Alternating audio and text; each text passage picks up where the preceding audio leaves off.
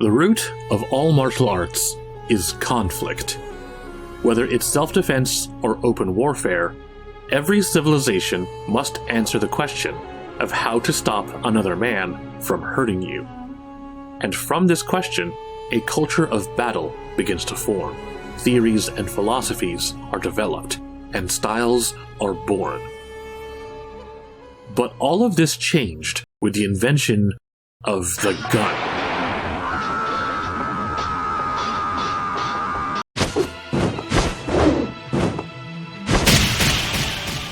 Welcome to Style Select, a show where we examine how different martial arts are portrayed in fighting games. Today's topic was voted on by our community poll to kick off the first episode, but future episodes will be voted on by our patrons. You can check out our Patreon below to participate in future polls. And as a result of that public community poll, we're spending our debut of this martial arts analysis show talking about guns. The irony has not been lost on me. Okay, let's do this. In the history of warfare, the gun has reigned uncontested as the most lethal and efficient handheld weapon in a conflict of arms. Modern developments in combat arts have largely favored efficiency over artistry, and no weapon better demonstrates lethal brute efficiency like the gun. There is nothing martial arts about guns. You point, you shoot, you put a hole in someone.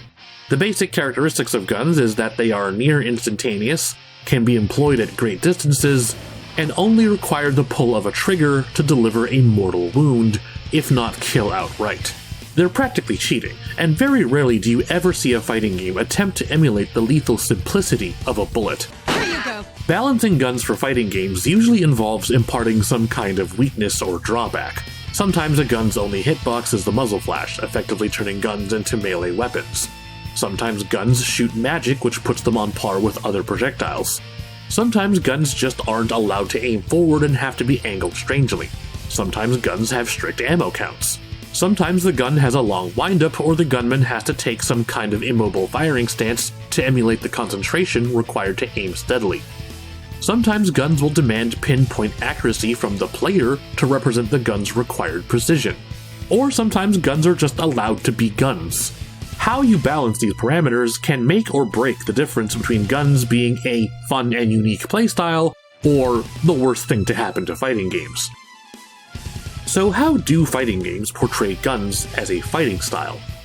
For one, guns rarely show up in fighting games that are purely about fist-to-fist combat, and are more likely to show up in games with more overt fantasy or supernatural elements. Guns lose a bit of their lethality in a setting with equally lethal weapons and powers, and characters who routinely shrug off inhuman levels of physical trauma. Since guns don't typically have a long history of cultural philosophy, fighting games often draw inspiration for gun characters from the heroic archetypes of gun heroes that we find in pop culture. Lone desperados, maverick cops, roughneck soldiers, and so on. And just like how movies depict guns in a myriad of ways, fighting games also showcase a variety of gun-based combat. The Arsenal character is the one-man army who fills the air with lead and mows down bad guys by the dozen.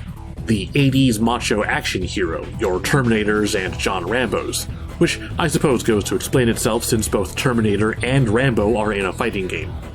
An Arsenal character doesn't settle for bringing a gun to a fist fight, they brought all the guns. What they lack in style, they make up for in sheer quantity. The Arsenal character's strength is in their variety. Each gun provides the Arsenal with a different tool for a different job. Not just pistols, machine guns, and shotguns, but also explosives like grenades and missiles. This also means an Arsenal character is the most likely character to be a zoner, using different projectiles to control space and overwhelm the enemy with relentless firepower and heavy ordnance. The Arsenal character claims victory by embracing the inherent unfairness of guns, using their weapons to blow away the opposition before they even have a chance to fight back. The near polar opposite of the Arsenal is the marksman, the gunner who only needs one gun and treats their gun as a weapon of skill and precision. This is where you often find cowboys and pistoleros, who are quite literally the cinematic parallel of the Mifune-style Ronin by way of spaghetti westerns. Unlike the arsenal, who is about spraying and praying, the marksman uses their guns sparingly, but with finesse and accuracy. A marksman works around the gun's strength and its weakness, its instantaneity. To contrast, when you throw out a slow-moving fireball, its extended presence continues to be a threat, controlling space as long as it is traveling. A gun can't do that. When you pull the trigger, you either hit or miss, and the bullet is gone. As such, a marksman needs to be careful about how they place their shots, carefully tracking an enemy's movement and stopping them mid-stride with a well-placed bullet. A marksman puts the player behind the barrel and asks for them to be patient and aim true, to make every bullet count. As the nature of guns in action movies evolved, so too did gun characters. Films like The Matrix and John Woo's entire filmography focused less on raw machismo and pure grit, and instead focused on gracefully leaping and bounding through hails of gunfire, a style of action affectionately called bullet ballet. While this did change the scope of video game shooting, there weren't that many ways to integrate this into fighting games. At least, not until a certain film in 2002 that changed the world of fictional gunplay forever. Equilibrium introduced the world to the concept of Gun-kata, the aesthetic marriage of martial arts and gunplay. Gun-kata theorizes that a practitioner can develop perfect spatial awareness, reflexes, and tactical method in order to accurately dispatch all enemies within range, while also maintaining a perfect defensive posture to avoid incoming fire without the need for cover.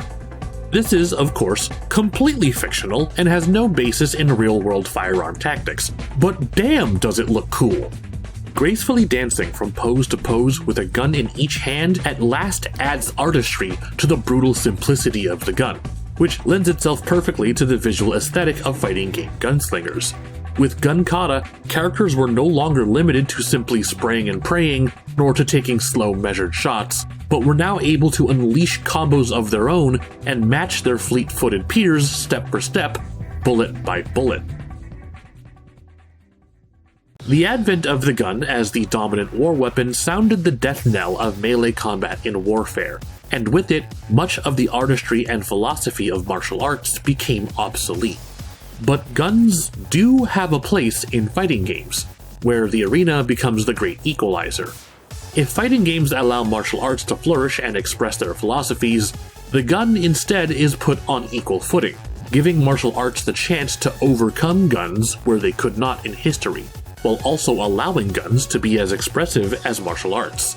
In fighting games, guns are just another weapon, and how they are wielded is both an extension of the user and an expression of their personality and character. Where the reality of guns single-handedly destroyed the relevance of martial arts, the fantasy of fighting games welcomes guns into martial arts culture. That's all for today's Style Select. Be sure to give this video a like and leave a comment about your thoughts about guns in fighting games. Don't forget to subscribe and hit the notification bell for more content from Sugar Punch. We have a Patreon where patrons can get early access to future videos and vote on polls for future episodes of Style Select, so be sure to check it out if you want to support the channel. I'm ABI, and I'll see you next time.